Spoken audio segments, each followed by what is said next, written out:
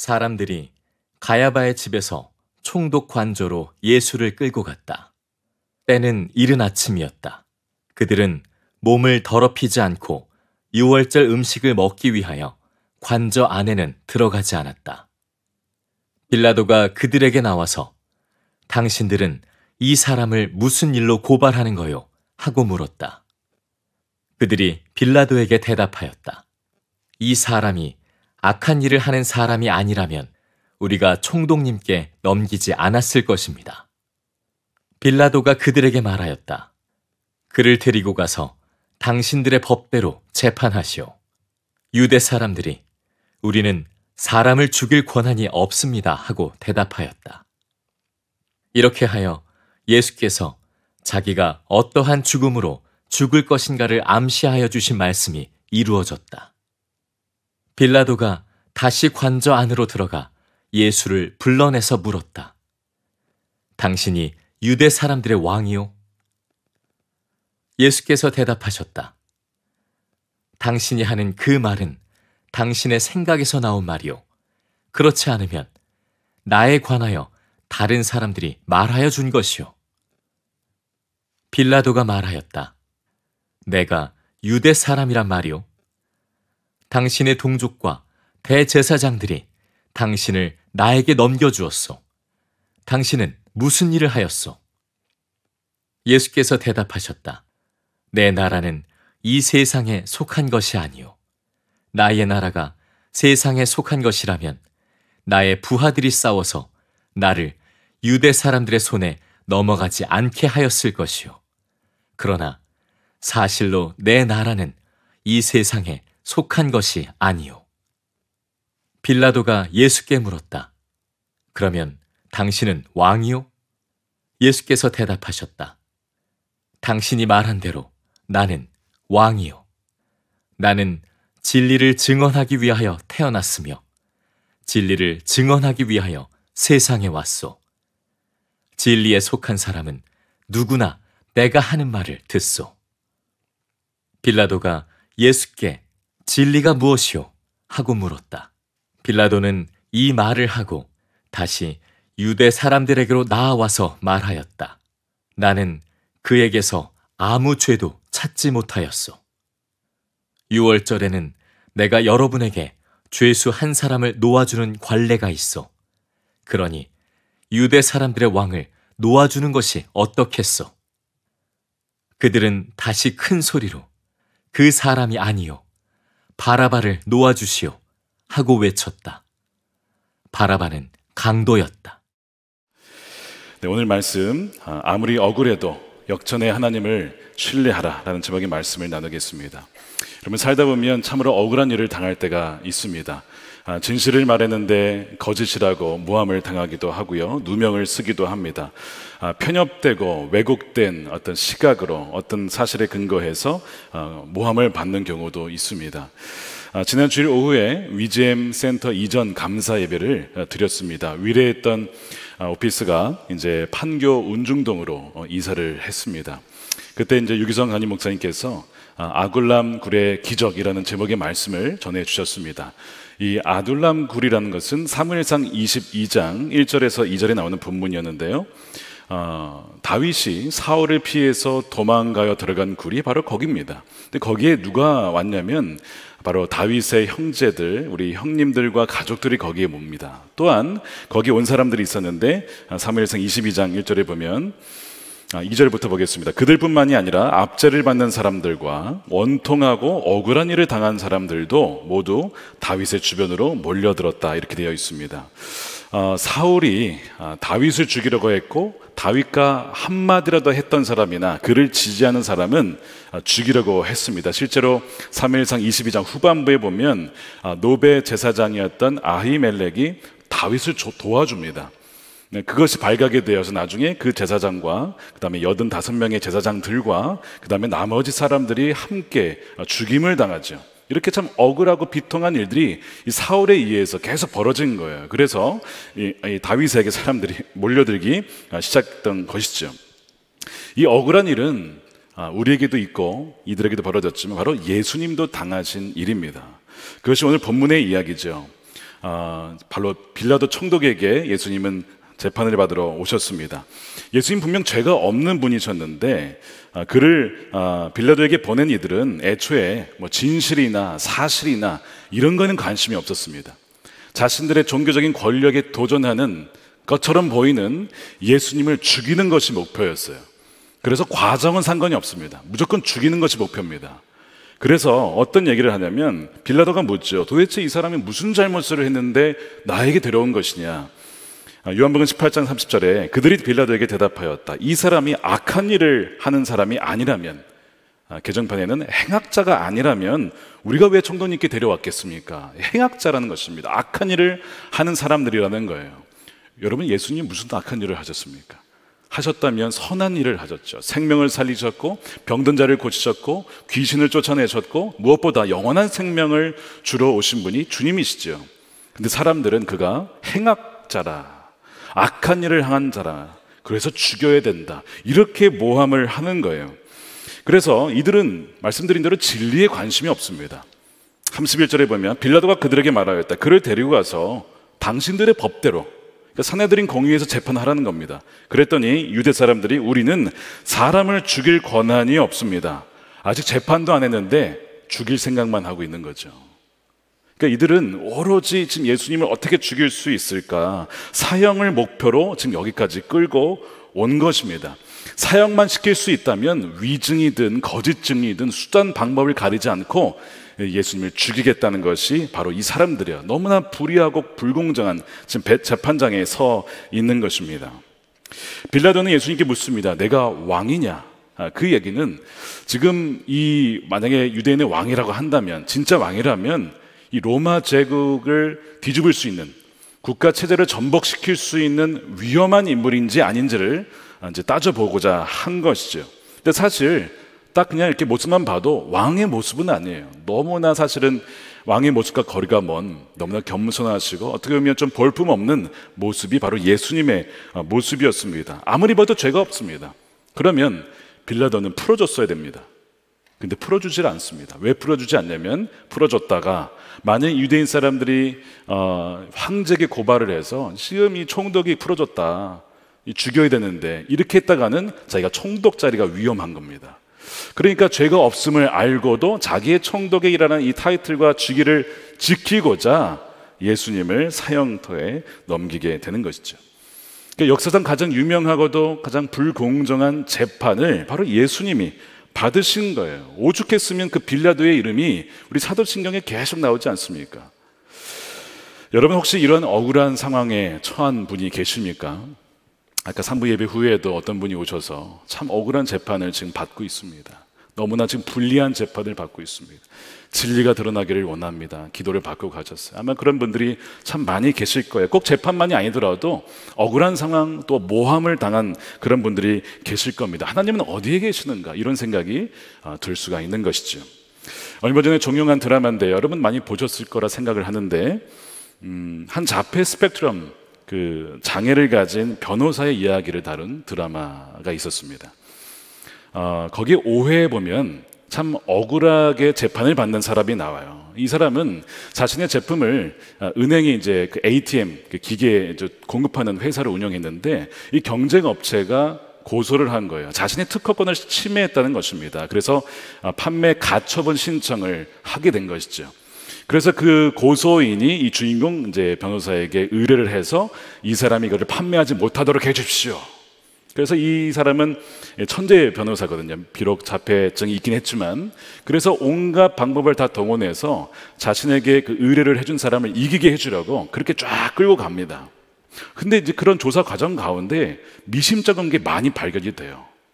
이거 이상하다, 이 사람 거짓말을 하는 건가, 이런 것들이 증상이 보이지만 내가 이겨야 되기 때문에, 유능한 변호사라고 이름을 날려야 되기 때문에 그런 것들을 이렇게 참 모른 척하고 지나가요. 어느 날 그 피해자, 어떻게 보면 그 작은 회사를 운영하는 가처분 신청을 받은 그 사장님으로부터 편지를 받습니다. 이런 내용이 있었어요. 왜 진실을 외면합니까? 변호사님은 소송만을 이기는 유능한 변호사가 되고 싶습니까? 아니면 진실을 밝히는 훌륭한 변호사가 되고 싶습니까? 이런 편지의 내용이었습니다. 안 그래도 마음에 양심이 찔렸어요. 이거 분명히 내 의뢰인이 이거는 잘못한 것이라고 알고는 있었지만 이겨야 되니까 그걸 묻고 있었거든요. 덮고 있었거든요. 편지를 받고 그가 충격에 빠지고 굉장히 갈등을 하게 됩니다. 알고 봤더니 결국 소송한 사람이 죄인이었고 당한 사람이 죄인이 아니라 그 사람이 사실 맞는 사람이었어요. 그 특허가 아니고 미국에서 이미 다 쓸 수 있도록 오픈이 된 거였습니다. 속은 것이죠. 어찌됐든 나중에 결정적인 증거가 나오면서 이 주인공 변호사는 패배하게 됩니다. 그런데 이 소송을 걸었던 사람은 패배가 의미가 없어요. 어차피 그 기간 중에 은행과 다 계약을 해서 이미 공급을 다 했거든요. 이걸 노리고 한 겁니다. 이 드라마가 보여주었던 에피소드에 많은 이야기, 의미가 담겨 있는데 거짓이 실은 거짓이 아닐 수 있습니다. 그것이 진실일 수 있고 또한 진실이 거짓일 수 있다는 것입니다. 또한 거짓은 100%의 거짓으로 이루어지는 것이 아니고 그 중에 많은 부분이 진실이 담겨 있어요. 진실과 거짓이 섞여 있기 때문에 사람들이 혼동을 하고 분별을 하지 못한다는 데에 있습니다. 하지만 때가 되면 진실은 드러나게 되어 있습니다. 반드시 진리가 승리하게 되어 있습니다. 그러나 사람들은 비열하고 또한 연약한 면이 있어서 진실을 알고도 자신의 이득을 위해서라면 그것을 덮을 수 있는 것이 바로 인간이다 라고 하는 것을 보여주죠. 바로 이 빌라도도 그러한 인물이었던 것입니다.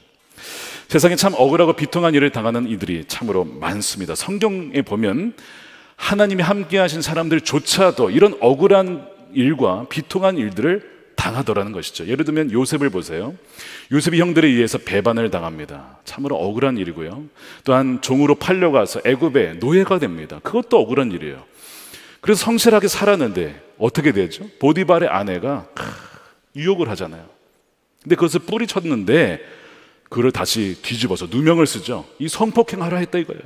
그래가지고 그 억울한 누명을 쓰고 감옥에 갇힙니다. 그러니까 이 요셉의 인생은 너무나 사실은 이 억울하고 비통한 인생입니다.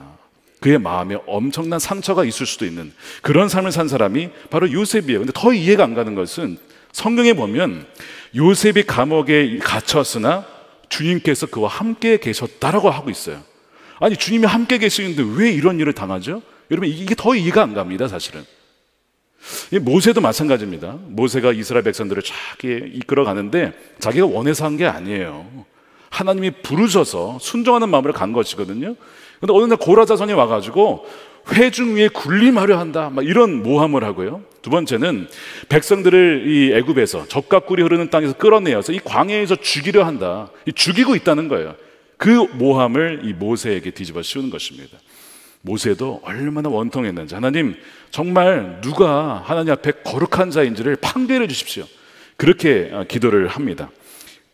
느헤미야도 마찬가지입니다. 술 맡은 관원장이었습니다. 아주 높은 비서실장 같은 역할이죠. 그냥 편안하게 살 수 있었습니다. 근데 그것도 부르심을 받아요. 조국이 그 성문이 불타고 성벽이 다 무너진 거에 너무 아파하니까 자기가 자원해서 예루살렘 총독으로 가서 그 성벽을 재건하겠습니다. 돈도 안 받습니다. 월급 다 바치고 전혀 받지 않고 그저 하나님 나라를 위해 섬기겠습니다. 어떤 모함을 받습니까? 산발랏에 의해서 그가 지금 유다의 왕이 되려 한다. 페르시아에 지금 반역해서 사람들이 지금 모으고 있다. 뭐 그래가지고 사람들을 모으는 거 아니냐. 나중에 이제 그 말도 안 통하니까 협박합니다. 살해 협박을 해요. 실제로 죽이라고 했죠. 그래서 느헤미야가 역시 하나님께 기도를 해요. 하나님 저에게 힘을 주십시오. 저 하나님이 아니면 도무지 살아갈 수가 없습니다. 스데반도 오해를 받았습니다. 그가 하나님을 모독하는 말을 했다. 또한 바울도 그랬습니다. 도시를 소란하게 한다. 부당한 풍속을 전하고 있다. 그래서 막 감옥에도 들어가고 어려운 일을 많이 당했습니다. 여러분 죄를 지어서 당하는 고통은 물론 있습니다. 그건 자랑할 만한 일이 아니죠. 그런데 살다 보면 신실함 때문에 믿음 때문에 주님 때문에 당하는 억울한 고난이 있다는 거예요. 여러분들은 이런 고난이 있으십니까? 주님을 따르기 때문에 십자가의 길을 걷기 때문에 당하는 억울함과 고난. 그래서 주님은 자기를 부인하지 않으면, 그러니까 그런 억울함이 있지만 그러나 그것을 부인하고 따라야 된다는 것이죠. 마귀는요 어떻게 해서든지 우리가 그 십자가의 길을 가지 못하게 하려고 계속 우리에게 온갖 참소와 거짓으로 모함을 합니다. 예를 들면 욥 생각해 보세요. 하나님이 욥을 딱 봤을 때 이런 평가를 내리시죠. 그는 정직한 사람이다. 하나님을 경외한다. 악을 멀리하는 사람이야. 하나님은 지금 저와 여러분들을 보시고 어떻게 평가를 하실까요? 그러니까 성경의 인물들을 보면 한 줄로 평가가 됩니다. 다윗은 하나님 마음에 합한 사람이었더라. 전후에 그와 같은 자가 없었더라. 하나님은 저와 여러분들을 보실 때 뭐라고 평가하실까요? 근데 그 평가에 대해서 사단이요, 가만히 있을 리가 없습니다. 참소를 하죠. 무슨 얘기를 하냐면 욥기 1장 9절입니다. 그러자 사탄이 주님께 아뢰었다. 욥이 아무것도 바라는 것 없이 하나님을 경외하겠습니까? 뭔가 떨어지는 것이 있으니까, 뭔가 얻는 것이 있으니까 하나님을 경외하는 것이지, 순수한 마음으로 하나님을 경외하는 자가 누가 있겠냐는 거예요.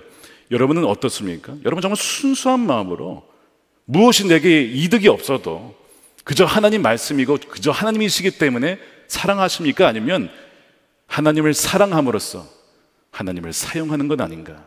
여러분 그 마음은 하나님이 아시죠. 근데 어쨌든 욥이 그런 참소를 당해요. 여러분 참소라는 말의 국어사전의 정의는 이렇습니다. 남을 헐뜯어서 죄가 있는 것처럼 꾸며 윗사람에게 고하여 바치다. 이것이 바로 참소인데 바로 사탄이 우리에게 하는 일입니다. 그래서 사람이 이 사탄의 참소를 받으면 어떤 일이 벌어지냐면 심한 죄책감에 빠져요. 너무 심한 죄책감에 빠져서 아무런 일도 못합니다. 절망에 빠집니다. 두려움에 빠집니다. 극심한 슬픔에 빠져서 수치심에 빠지면서 그 이후에는요, 자기 스스로 목숨을 끊고자 하는 충동까지 받아요. 너무나 수치스러우니까. 근데 여러분, 이게 사단의 참소거든요. 사람들이 헷갈리는 것이 있습니다. 사탄의 참소와 성령의 책망은 달라요. 성령의 책망은 어떤 특징이 있냐면 우리에게 죄를 깨닫게 하시는 건 비슷해요. 아, 너가 이런 죄를 지었어. 말씀을 통해서 깨닫게 하십니다. 그래서 그를 회개하게 하시거든요. 그런데 두 번째, 그 다음에 반드시 있는 것이 있습니다. 내가 너를 사랑한다는 거예요. 내가 너를 살리고자 이렇게 한다는 겁니다. 그러니까 책망과 함께 동시에 사랑한 자에게 주시는 징계요, 이것이 사랑이라는 것을 동시에 보여주는 것이 이 성령의 책망이에요. 그런데 만일 나로 하여금 어떤 것이 계속 나를 비하하게 만들고 나는 가치가 없어, 나는 살 가치가 없어, 쓸모가 없어, 이런 식으로 몰아간다면 그것이 바로 사탄의 참소인 줄 여러분 분별하셔야 돼요. 성령 집회 이후에 찾아오는 분들 중에, 기도하신 받으러 오신 분들 중에 꽤 많은 분들이 이 참소를 당한 분들이 많습니다. 네가 그러고도 엄마냐? 내가 그러도 남편이야? 내가 그러도 아버지야? 막 이 마음이 너무 괴로워서 못 살겠다는 거예요. 여러분, 성령은 절대 그렇게 하지 않습니다. 그건 사탄의 참소입니다. 우리를 죽이려고 하는 사탄의 전략이에요. 물론 우리에게 죄가 있겠죠. 그러나 성령은 그것을 들춰내줘서 죽이는 게 아니라 수술을 하시는 거예요. 회복시키게 하십니다. 이것이 성령의 역사예요. 근데 이것을 헷갈리니까 사탄의 공격을 어마어마하게 받는 겁니다. 그래서 여러분, 이 억울함과 비통함을 제대로 다루셔야 돼요. 이것을 잘못 다루게 되면요, 여러분 정말 끔찍한 결과로 이어지게 됩니다. 그 대표적인 예를 들어보면 독일입니다. 여러분, 독일이 제1차 세계대전 이후에 엄청난 전쟁 그 빚을 지게 되었습니다.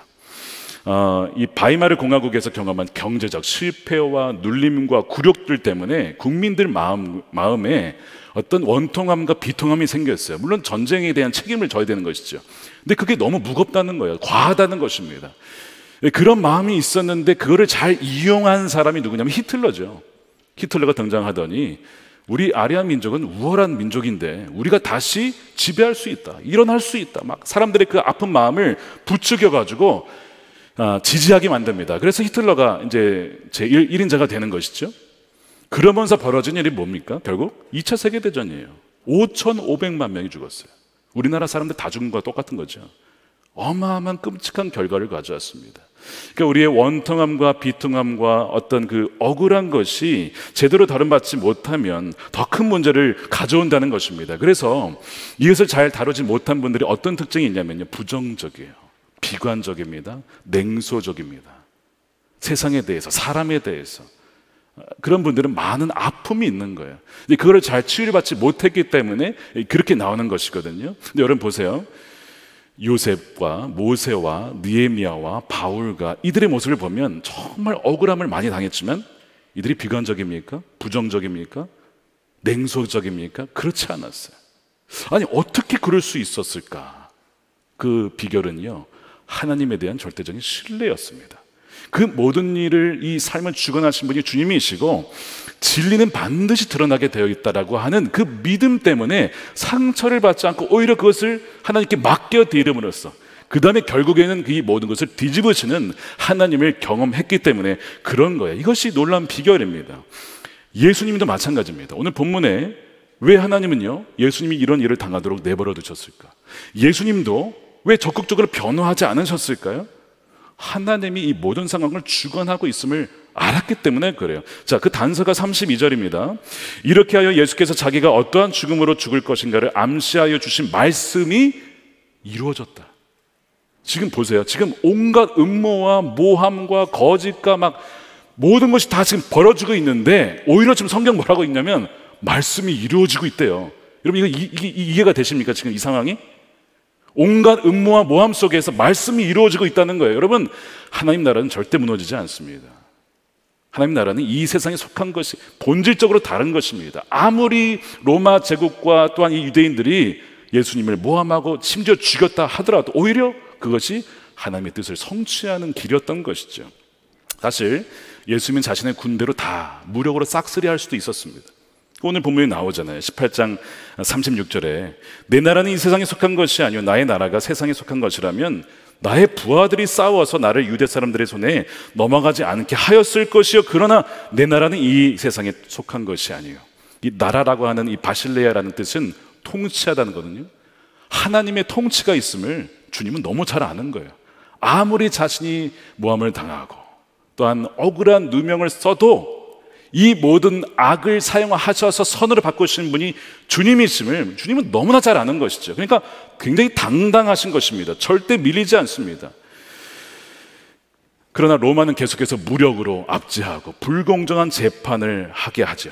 그런데 주님은 어떻게 하십니까? 그 폭력을 온유함으로 또한 무력을 희생으로 강압이 아니라 자발적인 섬김과 사랑으로 그 나라를 이 땅에 오게 하시는 거예요. 그래서 내 나라는 여기에 속해지 않는다라는 말은 하나님이 이 땅에 관심이 없다 그 말이 아니에요. 오히려 반대입니다. 예수님이 어떻게 가르치셨죠? 이렇게 기도하라. 너희는 하늘에서 뜻이 이루어진 것처럼 이 땅에서도 이루어지도록 기도하라. 새하늘과 새 땅이라고 했습니다. 여러분 분명히 땅이라고 했습니다. 예수님이 마태복음 뒤에 보시면 세상이 다 새로워질 때에 그때가 온다는 것이죠. 주님은 그것을 알고 있었어요. 자신의 죽음과 부활로 말미암아 새로운 나라가 시작이 이미 되었고 완전한 나라가 올 것임을 알았기 때문에 여러분 이런 모함에 절대 휘둘리거나 쓰러진 분이 아니라는 것입니다. 저 여러분들에게 이런 믿음이 있기를 축복합니다. 하나님께서 우리를 통치하신다는 것이죠. 여러분 이것이 진리입니다. 빌라도가 묻죠. 진리가 뭐냐? 18장 37절에 보세요. 예수님이 나는 진리를 증언하기 위해서 본인이 진리인데 본인을 증거할 뿐만 아니라 그 또 다른 진리 뭐예요? 하나님 나라를 증언하기 위해서 세상에 왔다는 거예요. 그래서 진리에 속한 사람은 내가 하는 말을 듣고 믿는다는 것이죠. 빌라도가 물어요. 진리가 뭐냐는 거예요. 지금 너무 황당한 게 뭐냐면 예수님이 진리인데 그 눈앞에 두고도 진리가 뭐냐가 묻는 이런 어리석고 이 눈 가려진 너무나 불쌍한 사람이에요. 비록 지금 로마의 총독이라는 권세가 있어요. 근데 여러분 그 권세는요 아주 잠시입니다. 그는 껍데기일 뿐이에요. 진짜 권세는 하나님이 갖고 계시고 진짜 왕은 빌라도가 아니라 바로 주님이시거든요. 지금 빌라도는 이 상황이 자기가 유리한 줄 알고 있어요. 자기가 갑이라고 생각하고 있어요. 아닙니다. 주님이 갑이십니다. 착각하고 있는 거예요. 이 빌라도는요 권력이 눈먼 자예요. 주님을 보고도 알아보지 못합니다. 그는 망하는 자입니다. 여러분 악한 자는 반드시 심판을 받게 되어 있어요. 여러분 악인이 되어서는 안 됩니다. 악역을 해서는 안 돼요. 하나님은 악인도 쓰십니다. 하나님은 악인도 사용하셔서 그분의 뜻을 이루시는 분이에요. 그런데 그 뜻을 이루신 다음에 그 악인을 반드시 심판하신 분이십니다. 여러분 하나님을 두려워할 줄 아셔야 돼요. 이런 진리의 관점으로 오늘 본문을 다시 한번 보십시오. 하나님은 이런 불의한 재판을 가만 내버려 두는 것이 아닙니다. 정확하게 하나님의 뜻대로 다 이끌어가고 계세요. 왜 예수님이 그냥 유대 그 사내들인 공의의 재판에서 죽으시지 않고 굳이 지금 로마 총독까지 와야 했을까요? 다 하나님의 뜻입니다. 왜요? 예수님이 이런 얘기를 하셨거든요. 요한복음 12장에 인자는 땅에서 들려야 할 것이다. 십자가로 죽어야 된다는 거예요. 6월절 어린 양으로 나무에 달려 저주받은 자라는 그런 저주를 받아야 우리의 대속이 된다는 거예요. 그래서 로마의 처형 방식인 십자가형으로만 죽어야 되는 겁니다. 그래서 빌라도까지 온 겁니다. 사실은 유대인들은요, 돌로 쳐 죽일 수도 있었어요. 스데반이 그렇게 죽었잖아요. 스데반이 돌로 쳐 죽음을 당했거든요. 그리고 로마 사람들은 그냥 묵인을 한 거예요. 원래 죽이면 안 되는데 종교적인 문제는 니네가 알아서 해. 죽일 수도 있었습니다. 그런데 굳이 로마까지 온 것은 하나님의 뜻입니다. 하나님의 계획이에요. 여러분 지금 보세요. 십자가의 죽여라고 사람들이 난폭하게 외치죠. 악한 일입니다. 음모와 모함, 참소로 예수님을 법정에 넘겼습니다. 대제사장들과 바리새인들이요, 종교 지도자들, 리더십들이 그렇게 한 거예요. 지금 세 번째, 사람의 생사를 판결할 권한을 이 빌라도가 갖고 있었는데 자기 권한과 타이틀을 지키려고 무고한 예수님을 지금 넘겨버렸어요. 이게 다 지금 악한 일들이죠. 그 하나님 모르시는 게 아니라니까요. 그거를 오히려 사용하셔서 하나님의 뜻을 이루시고 때가 되면 이 악한 일들은 다 심판을 받아요. 사울은 비참하게 죽습니다. 히틀러도 마찬가지 자살을 하죠. 그 다음에 빌라도도 마찬가지로 자살을 해요. 여러분 절대 악한 일에 여러분들이 나서서는 안 됩니다. 두려워할 줄 알아야 돼요. 무서운 말씀이에요. 잠언 16장 4절 말씀 우리 함께 읽어볼게요. 시작. 여호와께서 온갖 것을 그 쓰임에 적당하게 지으셨나니 악인도 악한 날에 적당하게 하셨느니라. 놀랍지 않습니까? 악인도 하나님은 쓰신다는 것입니다. 그러나 심판날이 반드시 온다는 거예요. 하나님은요, 악조차도 바꾸셔서 선을 이루시는 하나님이십니다. 유명한 말씀이죠. 로마서 8장 28절 말씀도 함께 읽어볼게요. 시작. 우리가 알거니와 하나님을 사랑하는 자 곧 그의 뜻대로 부르심을 입은 자들에게는 모든 것이 합력하여 선을 이루느니라. 협력은 같은 방향으로 가는 것이고 합력은 다른 방향으로 가지만 그러나 그것조차도 사용하셔서 하나님이 선을 이루신다는 것입니다. 그러니까 요셉은 억울한 누명을 받고 감옥에 들어갔는데 하필 거기 들어간 것이 왕의 제수가 들어가는 감옥이었습니다. 여러분 우연이 아닙니다. 그 왕의 제수에 있는 거기 가서 술 맡은 관원장, 떡 맡은 관원장들로부터 애굽의 정치 상황을 듣고 배우게 되죠. 또 수년을 배우게 됩니다. 하나님은 다 계획하심과 뜻하심입니다. 그러니까 사실 이 보디발의 아내의 유혹을 거절해서 억울하게 들어갔지만 또한 보디발의 아내 말만 듣고 그냥 요셉을 그렇게 넣은 것도 사실 억울한 과정이었지만 이 모든 것이 다 하나님의 뜻 가운데 있었다는 것이죠. 물론 그들의 죄가 없다고는 하지는 않겠지만 선을 이루시는 하나님이십니다. 나중에 이제 요셉이 이런 고백을 합니다. 창세기 50장 20절에 형님들은 나를 해치려고 하였지만, 여러분 해치려고 하는 것은 분명히 악한 일입니다. 그런데 하나님은 오히려 그것을 선하게 바꾸셔서 오늘과 같이 수많은 사람의 생명을 구원하셨다는 거예요. 하나님은 어떤 분이시냐면 역전의 하나님이십니다. 역전의 하나님이에요. 아까 3부 이후에 어떤 분이 오셨어요. 역전의 하나님을 신뢰합니다. 역전의 하나님을 신뢰합니다. 진실과 진리는 드러나게 되어 있고 억울함과 비통함은 치유가 된다는 거예요. 그래서 요셉과 모세와 느헤미야 이 모든 이들이 상처가 없이 그렇게 지낼 수 있었던 것은 이 하나님의 통치하심과 하나님의 이 사랑을 누렸기 때문에 그렇습니다. 혹시 여러분들 중에 지금 억울하신 분 계십니까? 명백한 악이라고 할 수 있는 어떤 불공정한 일을 당한 분이 계십니까? 정직하게 행했는데 부당한 해고를 당하거나 고소를 당한 분 계십니까? 누구보다 정직하게 살았는데 부정직한 자가 더 형통해 보입니까? 말씀드린 대로 악인은 시편 1편에 의하면 바람에 날리는 겨와 같다. 그들의 형통은 일시적이라는 거예요. 설령 죽을 때까지 그렇게 할지라도 그 이유는 반드시 심판이 있다는 것입니다. 요한계시록 18장 20절에 하나님이 어떻게 심판하시는가? 하늘과 성도들과 사도들과 예언자들이여 즐거워하십시오. 이게 최후의 심판이에요. 하나님께서는 그대들을 위하여 그 도시를 심판하셨습니다. 다른 번역에는 음료라고 되어 있는데 믿는 자들을 핍박했던 자들을 말합니다. 음료에게 속하여서 하나님을 대적했던 이들을 하나님이 다 심판을 하시는 거예요. 그래서 여러분 이 말씀을 꼭 붙잡으시기 바랍니다. 베드로전서 2장 19절에 함께 읽어볼게요. 시작.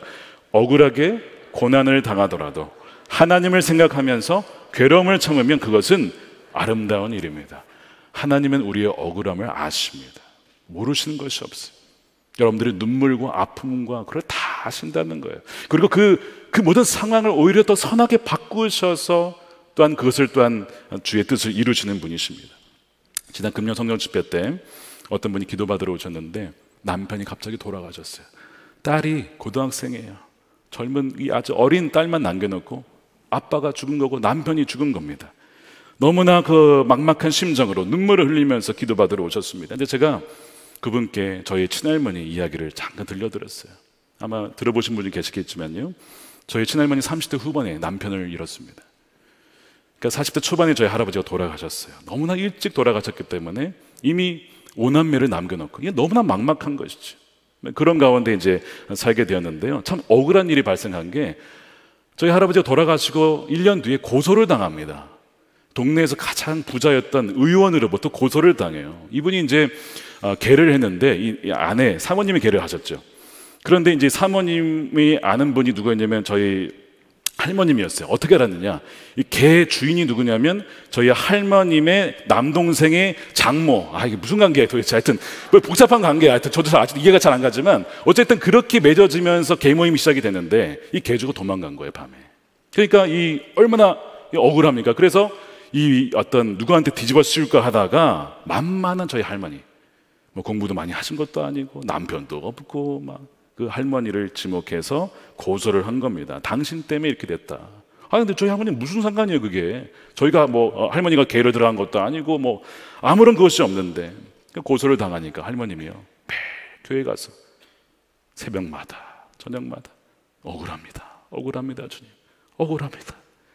근데 뭐 권력이 아무런 빽이 없어요. 하나님밖에 없는 거예요. 재판장이 갔습니다. 판사님이 피고를 일으키는 거예요. 이런 제목으로 고소당한 것을 알고 있는가? 네, 하지만 너무 억울합니다. 저는 죄가 없습니다. 너무 억울합니다. 할 말이 그거밖에 없죠. 그 다음에 이제 고소인은 이렇게 씁니다. 이런 제목으로 피고에게 고소하는 것이 맞는가? 맞습니다. 그런데 갑자기 판사님이 땅 치더니 이렇게 얘기를 합니다. 잘 들으시오. 내게 청원서가 왔는데 모든 것을 살펴보니까 이 피고는 아무런 잘못이 없습니다. 당신이 돈 많고 그러면 가난한 과부를 돌봐줘야지 겁박해서 돈을 뜯어내려 하시오. 피고 일어서시오. 당신은 무죄입니다. 무죄 판결을 받았어요. 항소도 없었어요. 왜요? 그게 맞거든요. 무죄였거든요. 어떻게 이런 일이 벌어졌을까요? 교회 성도님들이 이 가난한 과부, 죄가 없는 걸 알고 있거든요. 우리가 증인입니다. 그는 아무런 잘못이 없습니다. 청원서를 써준 거야. 증인들이. 교회를 잘 다니셔야 됩니다, 여러분. 그 교회도 굉장히 중요한 겁니다, 여러분. 여러분들의 가족이 다 가족인 거예요. 그렇게 힘이 되어 주신 거예요. 아버지가 되어 주었고 남편이 되어 주고 가족이 되어 주었어요. 얼마나 감사한지. 무엇보다 하나님이 그의 남편이 되어 주고 아버지가 되어 주셨어. 비록 5남매 힘든 과정을 지났지만 하나님의 은혜로 살게 된 것입니다. 제가 이제 이야기를 짤막하게 들려드리고 축복해 드렸습니다. 비록 너무나 아픈 막막한 가운데 있지만 그 딸의 아버지가 우리 하나님이 되어주실 겁니다. 하나님이 친히 그 딸의 인생을 책임져 주실 겁니다. 그렇게 눈물로 기도해 드렸어요. 여러분, 오늘 본문에도 마지막에 반전이 일어납니다. 뭐냐면 바라바예요. 바라바가 강도인데 풀려나고 예수 믿어가죠. 이게 참 억울한 일이에요, 사실은. 그런데 여러분, 이것이 우리를 위해서는 너무나 놀라운 은혜입니다. 왜냐하면 이 바라바가 상징하는 것은 바로 우리들이에요. 이 바라바의 의미는 아버지의 아들, 아버지의 자녀, 이런 뜻입니다. 죄 있는 강도와 같은 반역한 바라바가 풀려났다는 것은 바로 우리를 말하는 거예요. 우리를 살리시기 위해서 죄 없는 그분이 억울함을 다 지시고 대신 죽으러 가시는 겁니다. 그래서 이 바라바와 주님과의 이 교환이 일어나죠. 반전입니다. 억울한 일입니다라지만 사실 우리에게는 너무나 우리에게는 생명의 일이었고 아름다운 일이 벌어진 것입니다.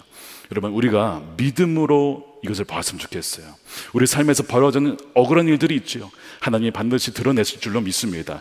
우리가 믿음의 눈으로 보면 억울함도, 아까 뭐라 그랬어요? 억울하게 고난을 당해도 하나님을 생각하면 그것은 아름다운 일이 될 수 있고, 모든 것을 합력하여서 선을 이루시는 그 하나님을 경험하게 될 줄로 믿습니다. 우리가 오늘 이 믿음 가지고 여러분들 모든 억울함을 주님께 맡겨드리고, 오히려 그 비통한 마음을 주님께 맡겨드리면서 여러분 용서하시고 오히려 사랑하시고, 무엇보다도 이 모든 것을 주관하시는 하나님을 신뢰함으로 아둘람굴에 모였던 그 원망하며 비통하며 억울함을 당했던 이들이 다 뭐가 되냐면 다윗의 장수들이 됩니다. 통일 이스라엘의 주역들이 돼요. 그것을 극복한 거예요. 하나님이 그들의 마음을 치유해 주신 것입니다. 그와 같이 저와 여러분들도 이 모든 어려운 마음들을 극복하시고 하나님 나라의 귀한 주역으로 쓰임받는 인생들이 되시기를 주님의 이름으로 축원합니다.